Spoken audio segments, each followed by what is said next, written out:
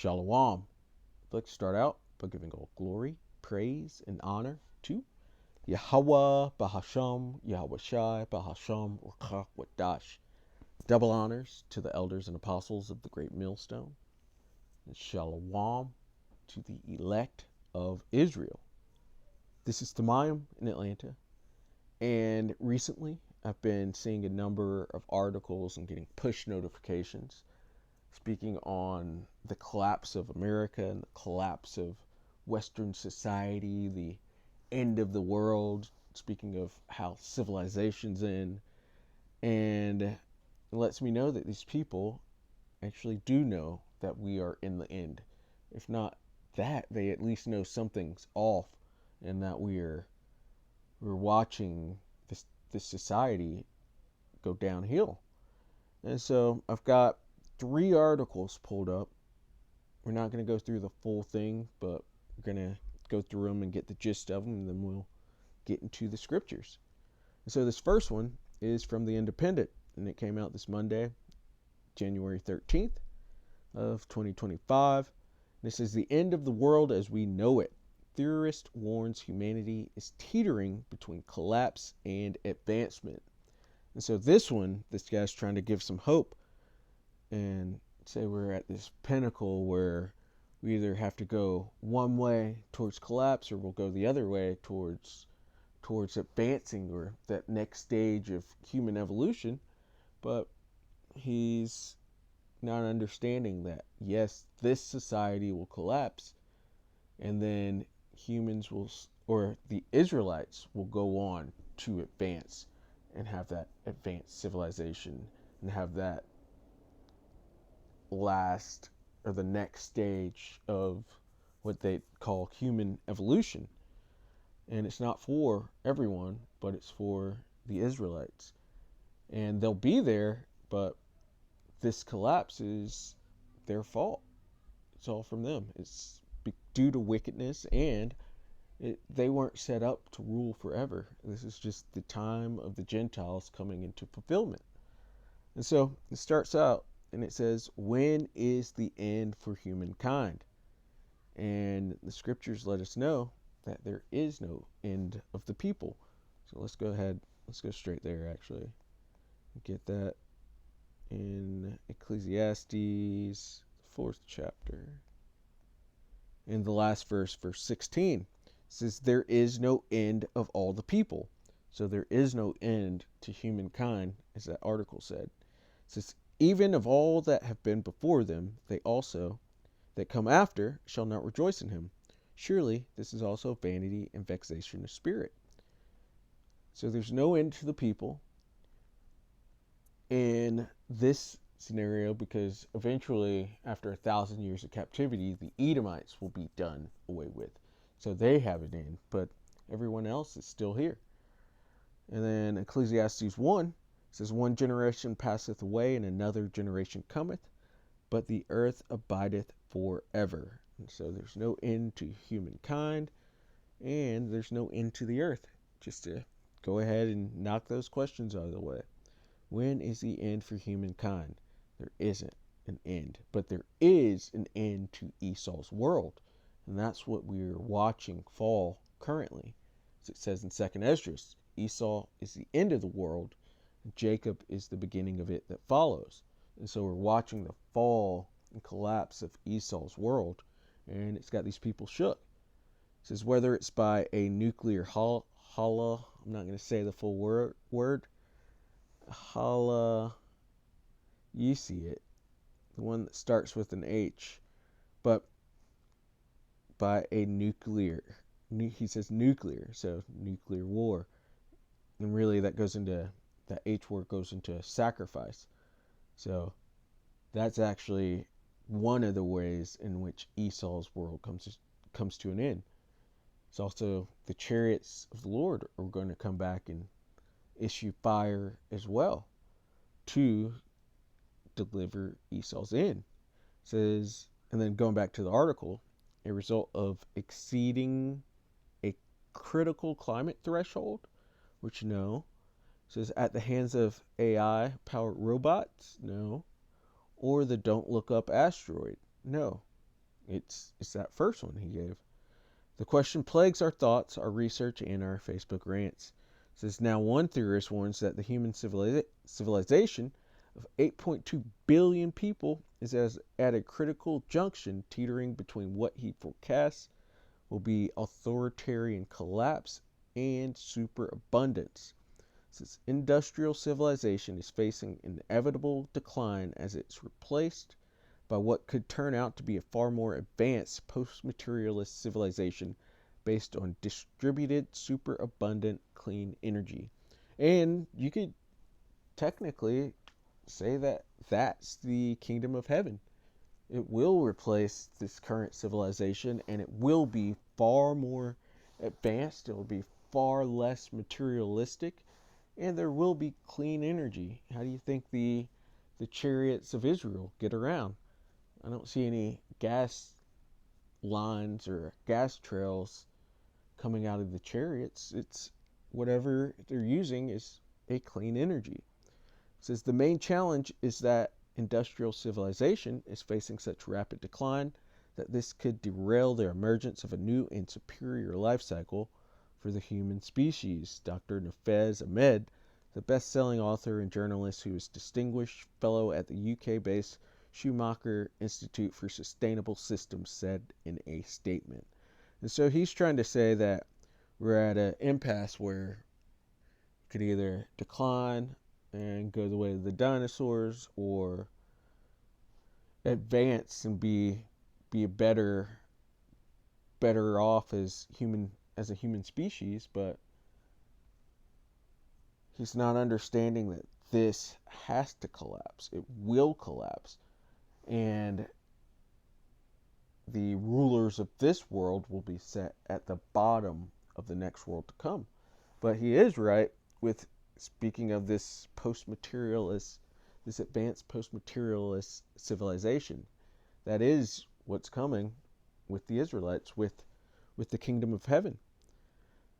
And yeah, just want to take a look at that article. We're going to move on. And we'll stop here for a second because Mel Gibson was just on Joe Rogan's podcast. And he said, or this says, Mel Gibson warns civilization is heading toward collapse as LA fires rage on Joe Rogan's podcast. And he's right. Civilization is heading towards collapse. There's economic trouble. There's infrastructure trouble. The Lord's bringing the plagues on these people. So there's going to be all sorts of different crises, or as they call it, polycrisis, that are coming onto this place, plus wars of every type coming to Babylon the Great primarily, but to the world as well. And so Mel Gibson is correct. They hate him, so they really put him into a bad light in this article. And it really didn't say too much of anything, so we're not going to go into it, but just wanted to show that it's another article speaking on collapse. So we've got Mel Gibson speaking on it. We have this theorist who's saying we're teetering between collapse and advancement. And then here's another article from the Daily Mail, and it says, I study the collapse of empires. Here's why wokeism will be the downfall of America. And our apostles were just speaking on this just a few months ago, the timeline of civilizations, showing that it's about 250 years and then they fall. And that's where America is. That's where Babylon the Great is. And that's the big fall that we are looking for. But let's read a little bit into this article. And just skipping down. All right. And then we'll start here. It says, he told DailyMail.com that there are now 7 clear signs that he believes show that Western civilization is facing an end. He said, I'm unhappy about Western civilization winding down because it's by far the best civilization in world history. And that is a lie. You can think of Daniel, the 2nd chapter, and the dream that Nebuchadnezzar had with the statue. started out with a head of gold, showing the Babylonian Empire, and then a chest of silver, showing the Medo-Persian Empire, and then loins of brass, showing the Greek Empire, legs of iron, showing the Roman Empire, and then feet of miry clay and iron. And so as the pyramid, not pyramid, but the statue goes down each level, the metal becomes less and less pure. So it started out at gold, then to silver, which is less value, then to brass, which is less valuable, then to iron, which is less valuable, and then to miry clay and iron, which is a mixture. And so it doesn't even fit together right. But that's showing the feet of it, the miry clay and iron, is showing the revamping of the Roman Empire into what is called NATO and EU. And this includes America, because it's that whore that rides on the back of the beast, and America's in NATO as well. But it's here. The feet of it is here, and it's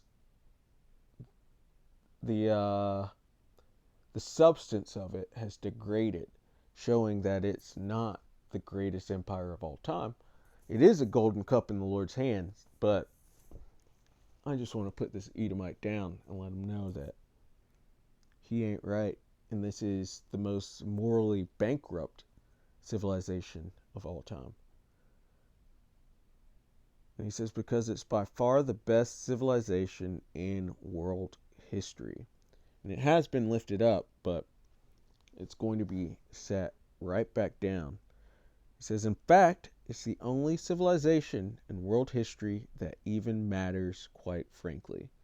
And that's just that pride of the Edomites. And the Lord's coming to turn that pride into anguish.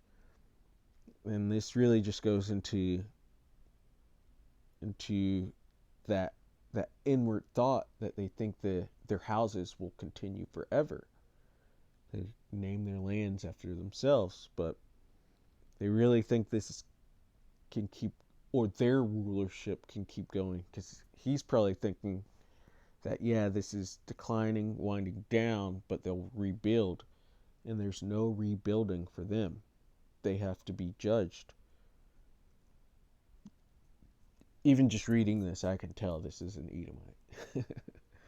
It says, Casey believes that there are important lessons to be found in the fall of the Roman Empire, which occurred after the Romans expanded not only by sea, but also by land, leaving the empire facing excessive taxation and inflation. And Western civilization is the revamping of the Roman Empire. And so that's why he sees the correlation between it.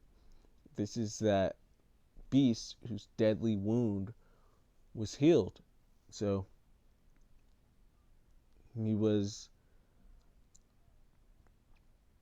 Rome fell and it came back up as NATO and the EU, Western civilization, Esau's power structure in this modern time. But getting back, actually, we'll leave it there. He just he likened this place unto Rome, and that's what I was interested in getting.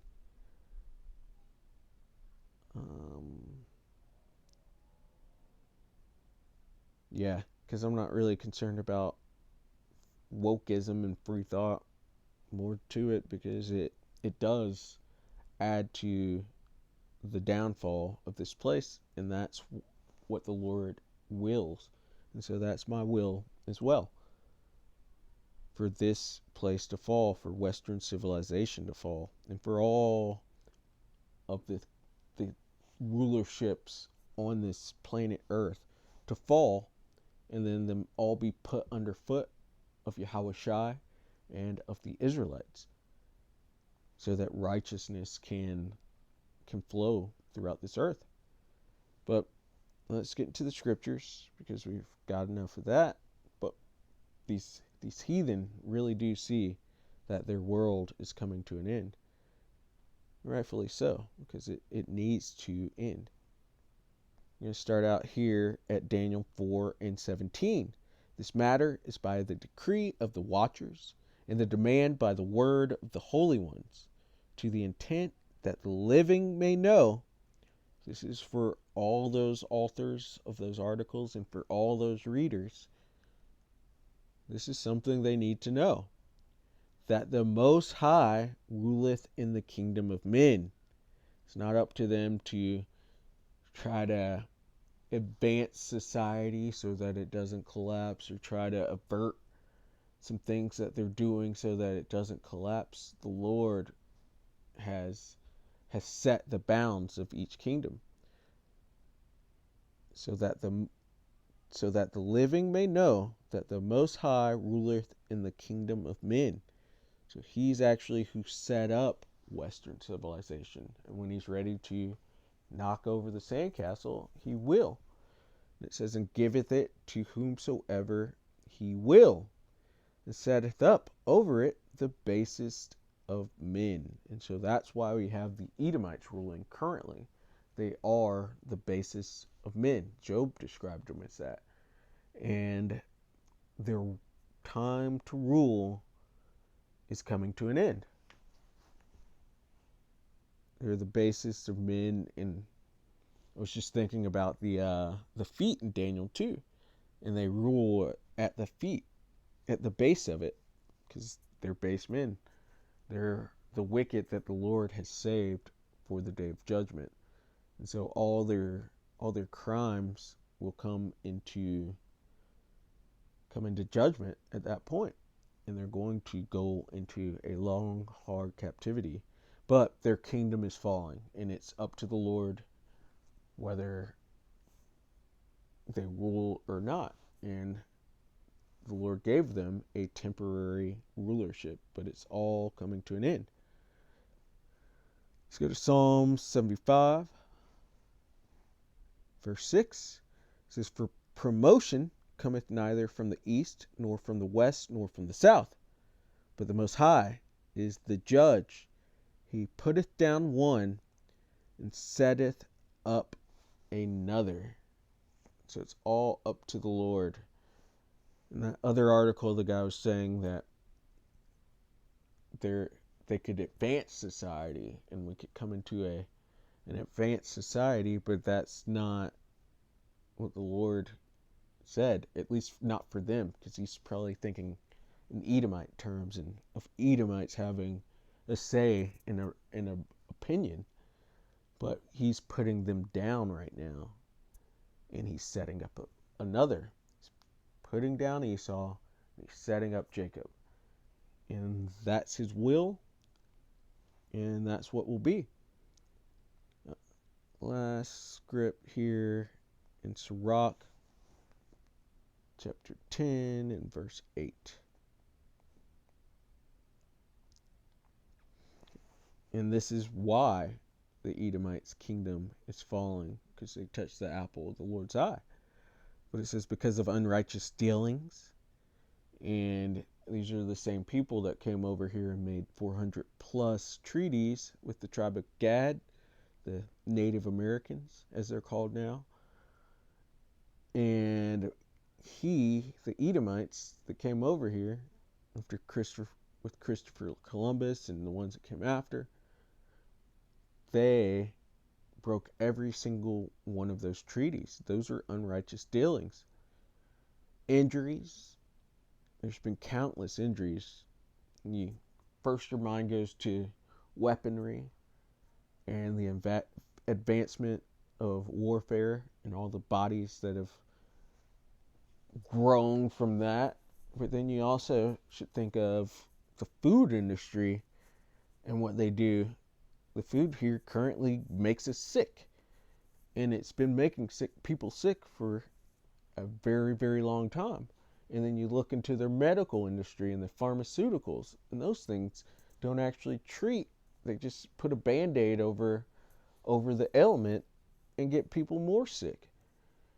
Look at all the injuries from the jabby jab from a couple years ago. That's just that. Think of all the medical experiments that Esau's done onto Jacob since he's been in power. There are countless injuries that they have to account for. It says, and riches got by deceit. Everything is fraud here. Everything is theft. That's how they make their money. They go in and destabilize nations, set up puppet leaders, and then they take all the resources that they wanted. And they do it all deceitfully. It says, the kingdom is translated from one people to another. So Esau is the end of the world, and Jacob is the beginning of it that follows. The Lord is taking down one, and he's setting up another. And these Edomites are starting to realize it, that they are falling out of power, and they're afraid of where they will end up. And they should be afraid, because it's hardcore captivity. And then after the kingdom is built and they've served their captivity, they're going to be rounded up, and their entire bloodline, their entire nation, their entire seed line will be taken off of the earth, be done away with, gotten rid of. And then that will be an end of their people. And so, Lord willing, that was edifying. I'd like to give all glory, praise, and honor to Yahweh Bahasham, Yahweh Shai Bahasham, Rakach Wadash. Double honors to the elders and apostles of the Great Millstone. Shalom to the elect of Israel. Shalom.